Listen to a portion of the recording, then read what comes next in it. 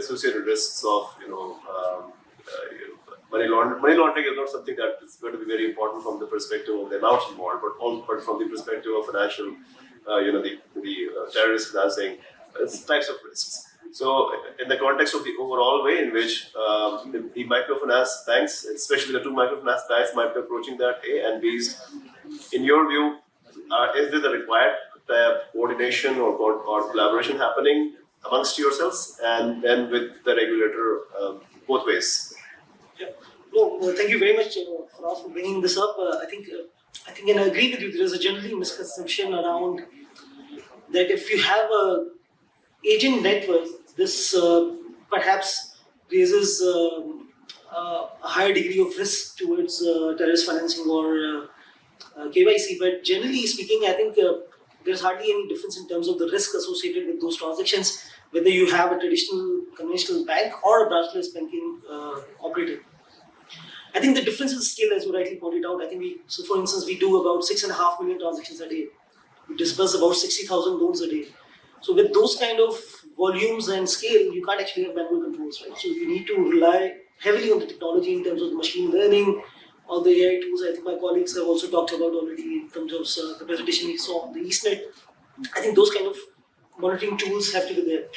But generally speaking, I think what we do is obviously we have 3 levels of checks. So when we onboard an agent, there is a very comprehensive review, and then obviously there's a continuous training in terms of their understanding of how they should operate in an environment. There is a very cumbersome branchless banking regulation that applies on the agent, and we also treat them as typically you would treat a teller of a bank. Yeah. So those are the controls that they have to live with, and obviously there are issues, and obviously we keep on, and we have zero tolerance in terms of obviously what the behavior of the agents are, and obviously we keep removing them as soon as obviously we hear anything which is non-compliant. But also on the onboarding of the customers itself, they have to go through the same level of KYCs, for instance, in terms of they have to, for the level 1 customers, they have to do biometric, which is a material transition.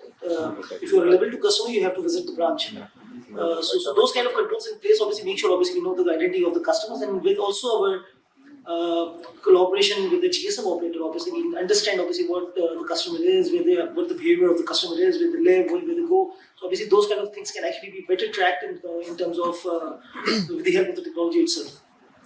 But also and then obviously finally in terms of the transaction monitoring, what we are really cognizant of the fact that obviously in terms of terrorist financing, the cash out becomes a very key because obviously our agents, there are 220,000 agents across Pakistan who actually are involved in doing cash withdrawals and cash deposits for the customers.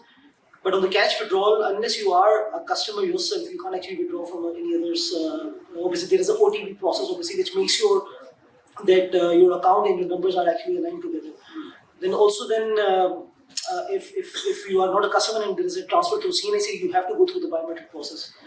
But we are currently working to your question. I think we are working with the regulator in terms of making sure, obviously, when there is also a deposit in the bank account, obviously we understand or we start actually capturing the source of the funds.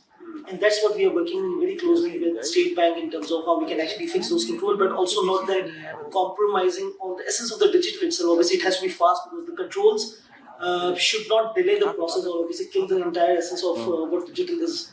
So that's what we are trying to work with. But I think what we have not been doing well is also the collaboration between the financial institutions.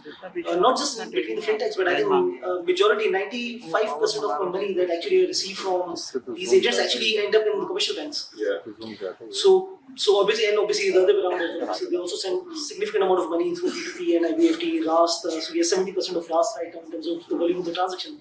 So obviously there has to be better coordination between the financial institutions, and also I think and I'll take the blame because we haven't been really investing hard in terms of the customer awareness, also for the social media efforts. So those are the areas that obviously we need to work together, and also I think we have great support from the regulators, both SCDA and State Bank.